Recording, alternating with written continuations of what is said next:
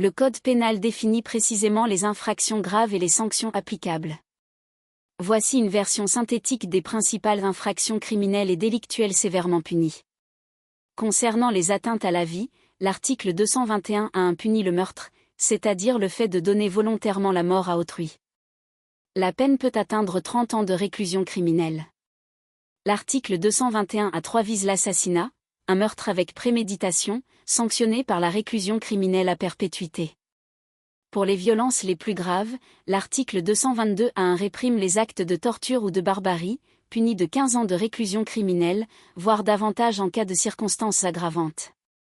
L'article 222-23 définit le viol, puni de 15 ans de réclusion criminelle, peine pouvant être portée à 20 ans ou plus si la victime est mineure ou vulnérable. En matière d'atteinte à la liberté, l'article 224-1 concerne l'enlèvement et la séquestration. Ces faits sont punis de 20 ans de réclusion criminelle, et la perpétuité peut être prononcée si la victime décède. Concernant les biens, l'article 311-4 sanctionne le vol aggravé, notamment lorsqu'il est commis avec violence, en réunion ou avec arme. Les peines peuvent aller jusqu'à 10 ans d'emprisonnement, voire plus selon les circonstances. L'article 312-1 réprime l'extorsion, c'est-à-dire l'obtention d'un bien par menace ou violence. Enfin, la criminalité organisée est sévèrement punie.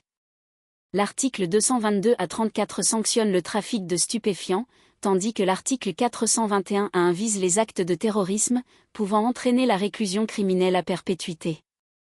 Les crimes contre l'humanité, définis notamment à l'article 211-1 pour le génocide, figurent parmi les infractions les plus lourdement sanctionnées.